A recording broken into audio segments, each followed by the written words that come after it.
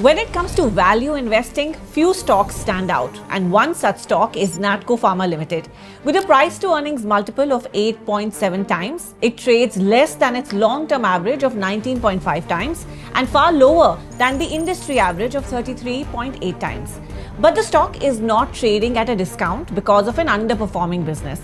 Over the past 3 years, Natco has delivered an eye-popping 139% compounded annual profit growth. This is thanks to a tight focus on high-value generics and oncology launches, strategic first-to-file US launches, and an almost debt-free balance sheet.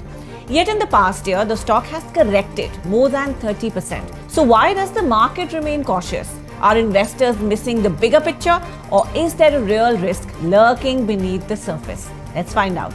Welcome to Bottom Line by Grow. My name is Radhika Bajaj.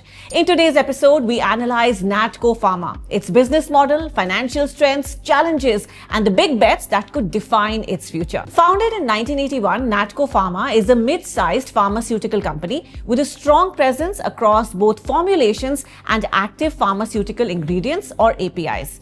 It operates 9 manufacturing facilities and dedicated research centers, catering to both domestic and international markets. Over the decades, the company has carved out a niche for itself in complex generics and oncology, particularly in the United States. Let's understand Natco Pharma's business a bit better. Let's talk about the API business first. And this is the part of the company that manufactures the raw chemical building blocks for drugs, which it either uses in-house or sells to other manufacturers globally. In FY25, Natco's API revenue saw a 19% year-on-year decline.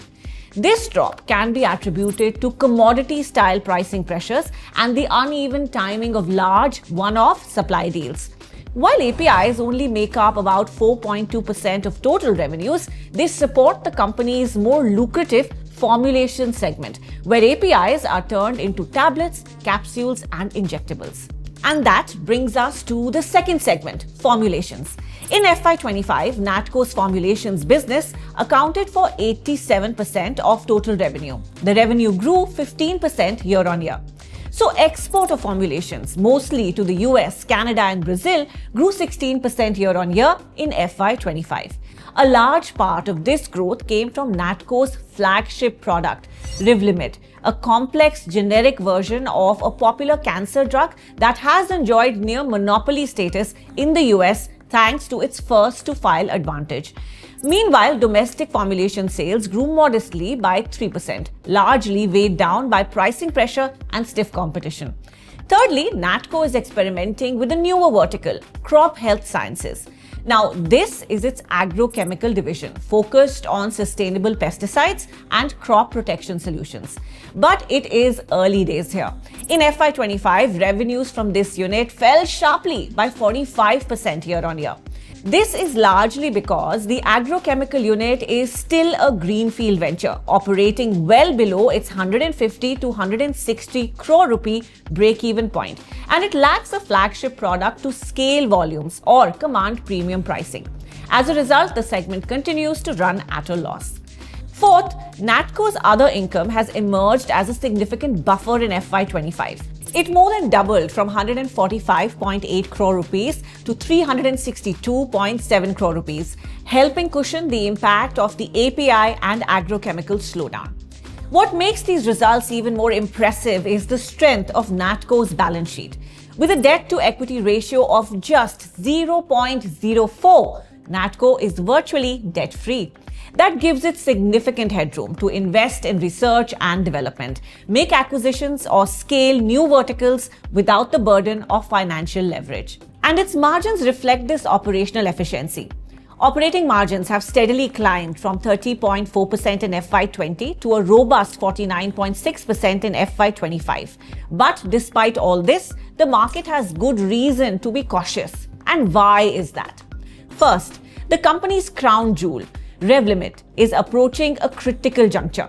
The product is expected to lose its patent protection in late FY26. Once that happens, other generic competitors will enter the market, bringing prices down sharply. Management estimates this could lead to a 20% drop in revenues and up to a 30% decline in profits, and that's a big hit. Secondly, adding to the risk is Natco's dependence on a handful of complex US generics for most of its profits.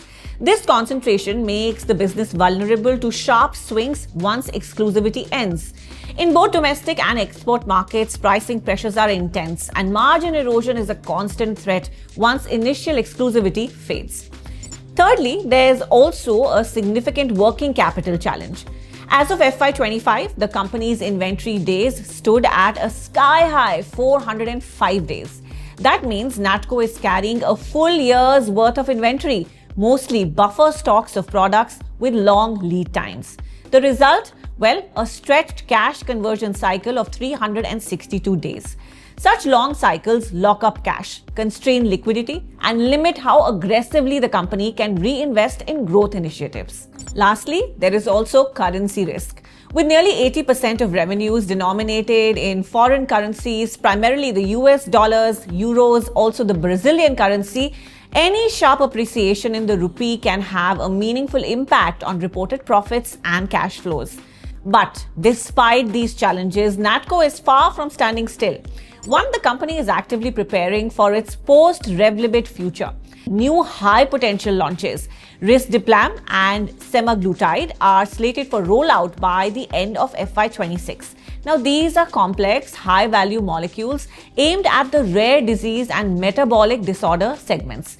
If approvals and market entry go smoothly, they could meaningfully offset Revlimid's decline and even expand margins further.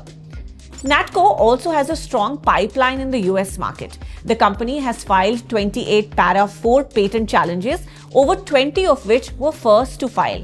This gives Natco exclusive launch rights for up to 6 months, a critical window for capturing outsized profits.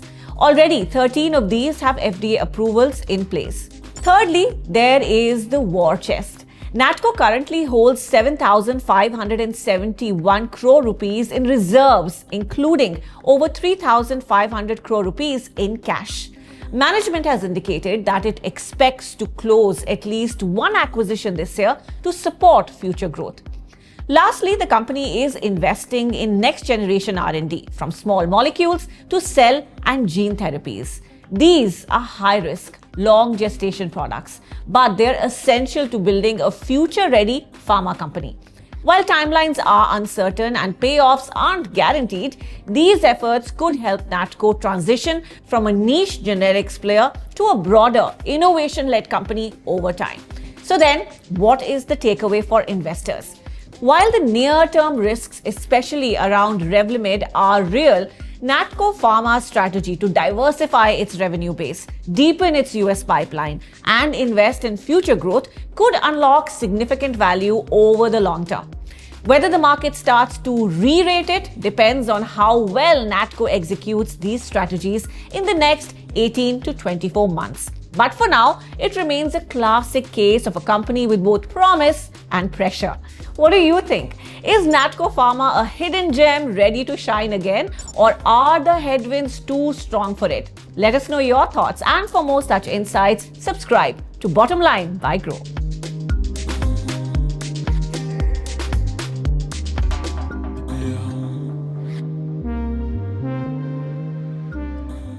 Investment in securities market are subject to market risks. Read all the related documents carefully before investing. Please read the risk disclosure documents carefully before investing in equity shares, derivatives, mutual fund, and or other instruments traded on the stock exchanges.